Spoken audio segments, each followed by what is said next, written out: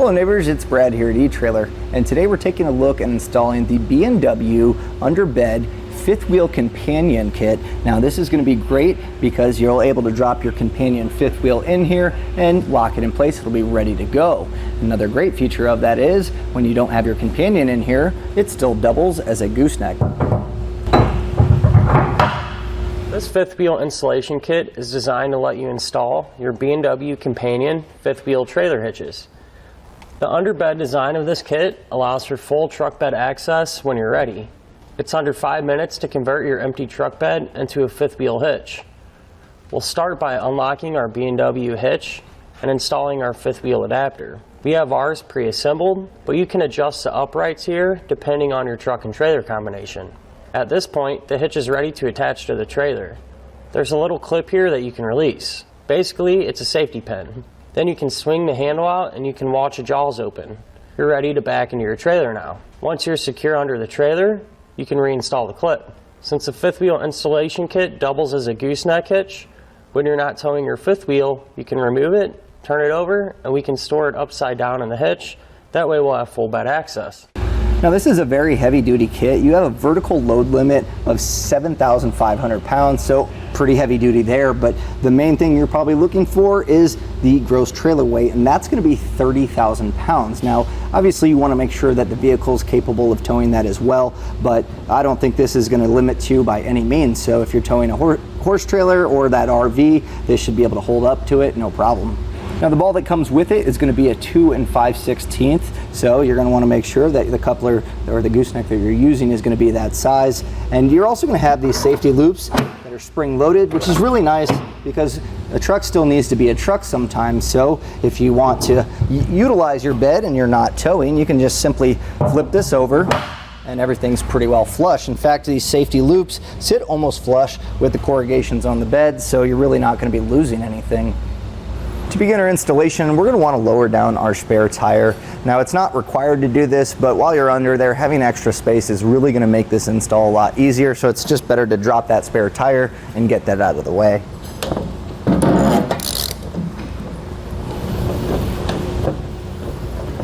So the next thing we're going to need to do is find our center point where we're going to be drilling our hole to access the actual receiver. Now to do this, you're going to use the instruction manual and it's going to give you the measurement. Now if you do not have a bed liner, there should be a factory Dimple there that's going to make it easy, but once you get a bed liner on here, it is kind of hard to find. So best bet, just kind of measure that out. And then you're also going to want to measure from wheel well to wheel well to find that center distance. So I've gone ahead and done that, and I've just used a paint marker here to mark our hole. Now once you have that hole aligned there, you're going to come back with your 4-inch hole saw. I'm using a 4 and an 1/8. It's going to open it up just a little bit more, and it's going to give us a little bit more room to work with that receiver. So make sure you center it up perfectly on your mark, as you can't really redo this one, so just take your time, make sure it's set up, and then we'll start drilling. Now with these bed liners in here, they can get a little bit tricky. You might have to work it a little bit more. And also you're going to want to make sure you hold on to your drill. So I put it between my legs, that way it's not twisting your wrist around. So let's go ahead and we'll get this drilled out.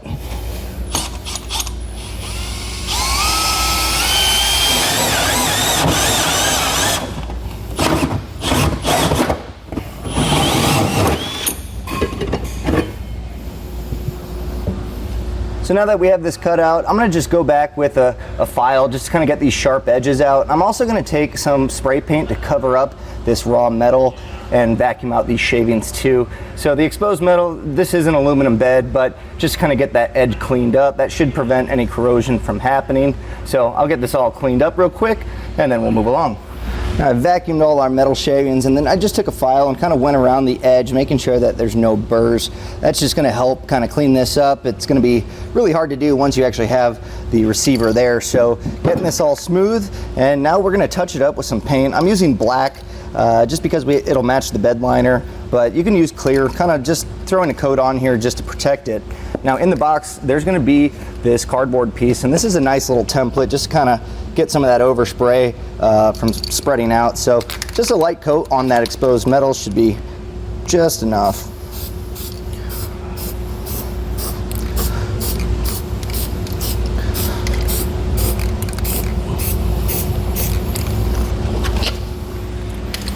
Now we're going to want to make sure that we have enough space to kind of get this all up. It's pretty heavy, so really having more space to work with is going to make it a lot easier. So first step I'm going to do is get our heat shield removed, and there's going to be 3 13mm nuts here. So you have 1, and then there's going to be 2 back here. So that way we can open this all up, and then we can also lower down our exhaust to make it a little bit easier just to gain access. So go ahead, get these removed.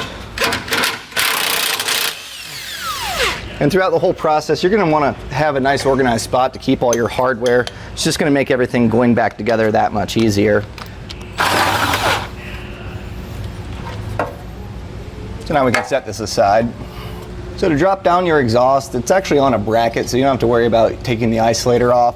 It's going to be a 2 10mm bolts here. There's also 2 on the other side. So again, this is just going to give us a little bit more wiggle room, especially when we get our plates in. It's nice to have that little bit of extra room to fit them in some of these tight spots. So yeah, just with your 10mm, go ahead and remove these. So now at this point, I've grabbed all my cross member brackets and I've laid them out the way that they're going to fit on the truck. And we're going to be installing these threaded bushings. And if you look close, there's going to be a little notch here, and that's going to align with the notch that's right in the metal. So it's pretty easy to get this in place. You're going to see there's a little bit of a gap. So just taking a hammer here and just kind of hitting these to where they're flush all around is going to be the ticket. So we'll go ahead and do that to the rest of our brackets. So now you're going to want to determine if you have the factory side brackets already installed, and you'll see them on the frame rail. They're going to be welded in. And if that's the case, you're lucky. You won't have to put your side plates on, but ours does not actually have those. So we'll be putting the side plates up. So go ahead and you're going to want to get your driver side and your passenger side paired together. The driver side is going to be the longer ones, and you're going to have the instructions on the handle on the driver's side. So just get that one, match that longer one, and then we'll get that bolted up as well as the passenger. So here's our driver's side bracket here. This is going to go on the outside of the frame rail, and then we're just going to follow it up with this plate. The hardware is going to be pretty easy too. We're going to just pass our bolt through. We'll want a flat washer on the outside there, and then once we feed that through and get the threads through here, we'll go ahead with a flat washer, a lock washer, and then a nut. So I'm going to go ahead and get these in place. With our outside bracket, I'm going to go ahead and do this back one first. So you should be centered up kind of right over your jound springs, and you'll have that flat portion facing up, and you'll know pretty quickly because the way that the sticker designates will show you exactly the way that it's supposed to go.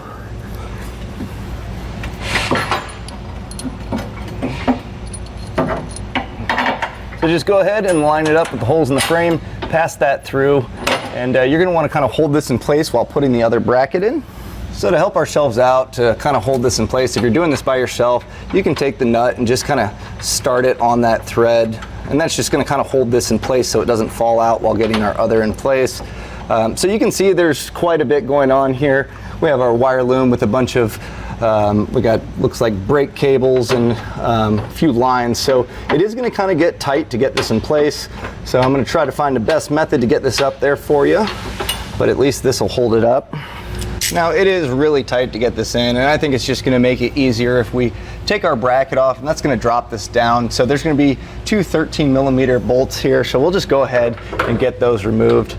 As you can see, it's pretty tight here, so you might need to use a ratcheting wrench. And it looks as if all of our wiring as well as our lines, there's some hard lines here, so really you don't want to move it too much and cause any damage, but again, this is going to allow us to kind of drop this down and get that plate in. So I'll get this one started here, and then we can go ahead and get that other nut off. But again, just make sure you're using your flat washer, your split washer, and then follow it up with the nut. And go ahead and do the same for that front bolt. So we're going to go ahead and tighten these down, and we're going to want them flush with the frame. Now you're going to want to have a wrench on the back side, and I'm using a 15/16 socket and wrench combo here just to tighten these up and get them nice and flush with the frame. So go ahead and repeat that for the rest of the remaining bolts. To make a later step easier, we're going to put our handle in place. We're not going to be bolting it down, but to be able to slide this in before we put some of the other brackets in is just going to make it a lot easier. So I'm just gonna kind of slide this in and just place it up on our plate for now. And that's just gonna kind of stay in place. So now we're getting ready to put our cross member brackets up, and we'll be using this nut or this bolt here. It's got thread locker already in it, so you're gonna wanna grab those to get them in place. And sometimes it's kind of tricky to denote which side goes to which, and they're not labeled. So I have these laid out in the orientation that they're gonna go. So just kind of lay yours out the same way, and then we'll put those in the way that they are. So a little helpful tip here, the ones that are flat are going to be towards the front of the cab, whereas you have these little indents here, those are going to be towards the back of the truck. So starting with our passenger forwardmost bracket, we're going to take this and slide it up and over, and we're going to be aligning those little threaded washers that we put in earlier. So this might take a little bit of wiggling to kind of get it in place, but you'll see that this hole will align, and then the one on the other side of the frame is also should align, and then we can get our thread lock bolts in place. And I'm just going to kind of hand tighten them in for now.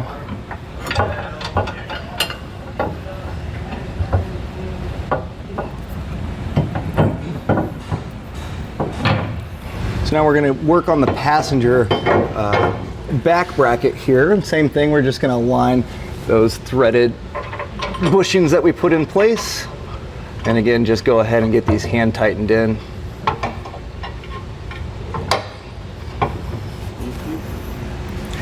And then we'll just repeat the same process for the driver's side. So now we're going to get ready to put our front cross member bars up, and the best way to determine where it's going to go is there's a weld right on the inside of this tube, and you're going to want that facing up. So make sure you have that denoted going up, and then you're also going to have 4 holes, which is going to be your passenger side, and then the driver has 3. So when we get this in place, what we're going to be doing is kind of aligning this, but we also have this washer plate, and we're going to need to put this on the back side, and then we're going to take our bolts, pass these through, and then once we make it through, we'll be putting our split washer and a nut on these two. So we'll do this side first, and then we'll work on our driver's side. So I'll get this set up on the ground here by putting that washer plate, putting our bolts through, and then we're going to see that the brackets kind of stagger on here. So we're going to slide them in between, and then once we have those put in place, we can just hand tighten the nuts with that split washer on there. So let's go ahead and get our passenger side mounted up. And that's going to kind of hold it in place with just a little bit of pressure. So now I can go ahead and get these hand tightened on, and that'll hold it up for us.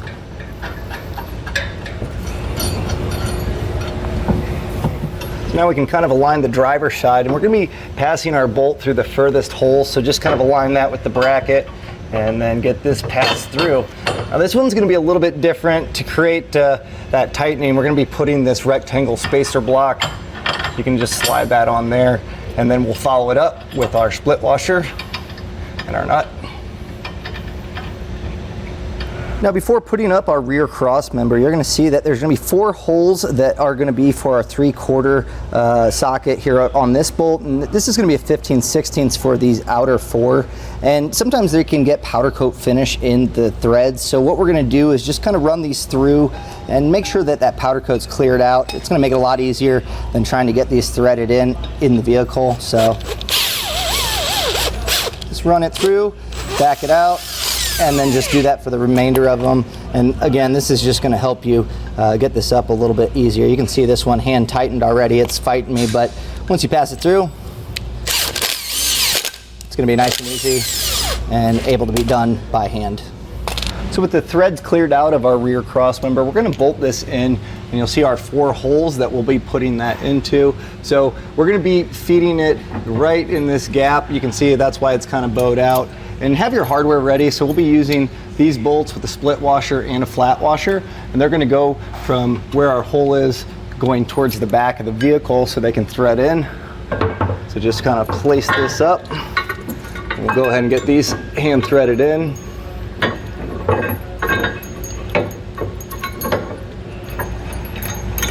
And with those 2 threaded in, that's going to hold it up so I can go ahead and get the other outer 2 threaded in as well. So now we're going to put our center section in, and you're going to want this portion that our latch is going to attach to towards the front, and obviously towards the driver's side where the handle is. And what we're going to be doing is lifting this in place, and we're going to feed our long bolts here through our center section, and then we'll follow it up with hardware. But for now, we're just going to go ahead and get these fed in. And in the back, you're going to have these bolts here with a split washer and a flat washer, and those are going to screw into those holes that we cleaned out. So whatever works best, but I suggest getting one on each side and maybe stagger them a little bit, and that's going to hold this up, and it's going to make it a lot easier for the rest of the hardware. So you might want to grab an extra set of hands. This is fairly heavy, but we'll just kind of get this lined up. And with those holes aligned, we'll pass this bolt through. And then I'll take my shorter bolt and I'll just get this started on that threaded portion. So just align those holes.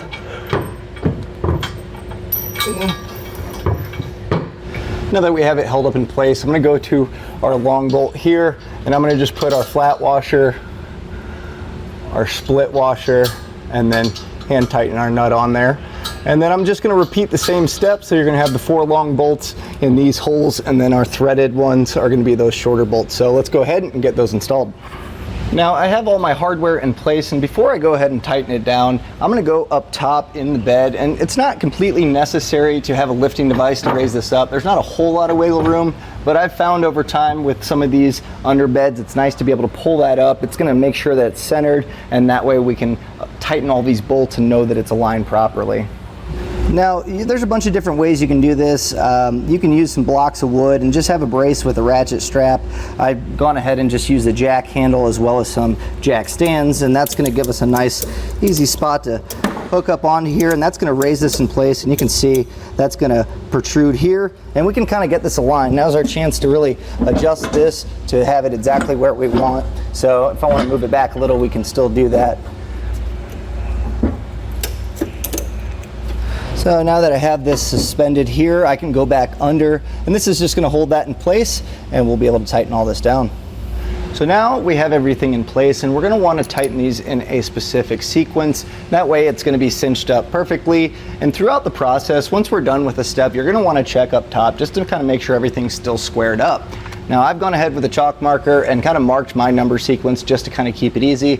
But the first one that we'll knock out is going to be all of these center cross member bolts that have the center section. So you're going to have 8 on this back side, there's going to be 7 up front. Now just be aware that you do have 3/4 inch for some of it, and some of them are going to be 15/16.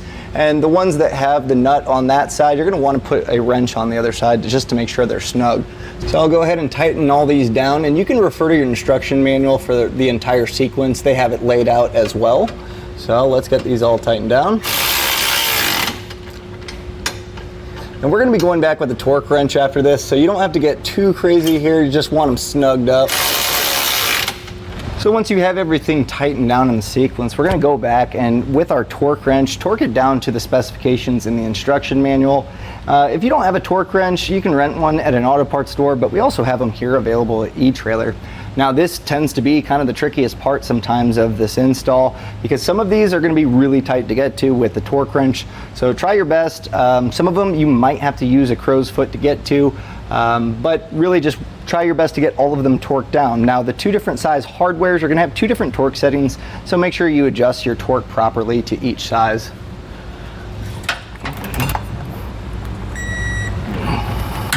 So now that we have everything properly torqued down, we can go ahead and take our lifting device out of the way and unlatch it, and that's going to allow us to get our handle in place and installed.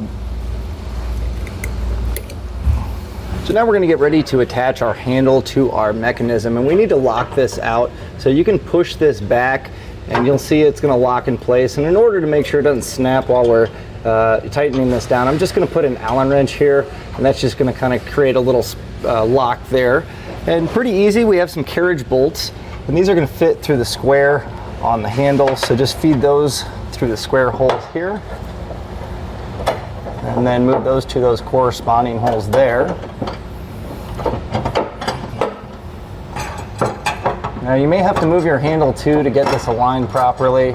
It should be sitting almost flush with these, so just make sure you have this aligned properly. We'll just get our carriage bolts in here and then finish it up with our flared nuts. And these are going to be a 13, so we'll get these tightened down.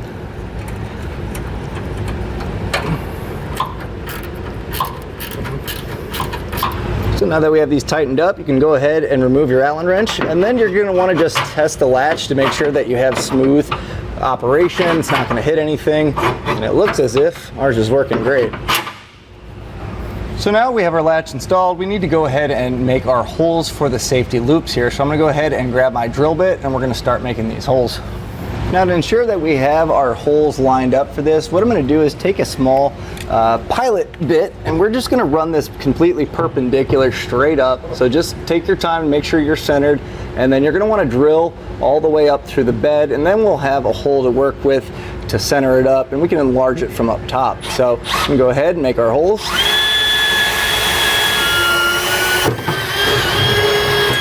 And then just repeat the same process for the other three. So we have our pilot holes drilled up, and I'm going to go back with a step bit. That seems to be the best way to get through this, and have your safety loops here ready, and that way you can kind of gauge to make sure that they're able to slot through there. So we'll just go ahead. They say 1/2 inch, which that's probably pretty close, but again, I just kind of gauge it by using the safety loops.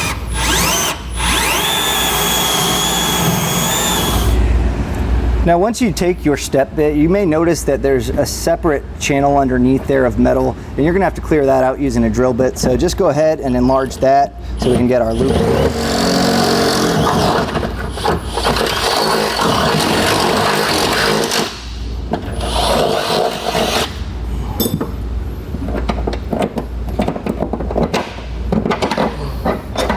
And this is kind of what we're looking for. Once you kind of get past the threads, it should be able to drop on its own. So what I'm going to do, I'll get this one drilled out and do the same thing. We'll vacuum this up, and then again, I'll go back with my file and a little bit of paint on these. Now we can just drop these in. So again, sometimes the threads will catch, but main part, you're able to lift and let that drop into place.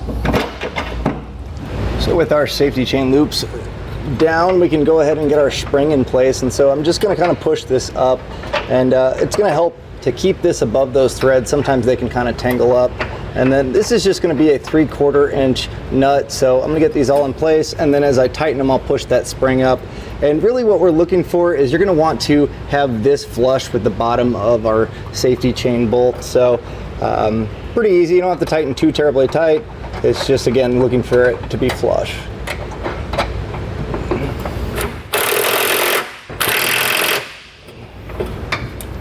So now at this point, everything is installed, so all we have to do is get everything back up. Make sure you get your bracket, your exhaust, and your spare tire up, and then you're ready to start using your gooseneck. And that was a look and installation of the b-and-w-underbed-fifth-wheel companion kit for a 2022 Ford F-250.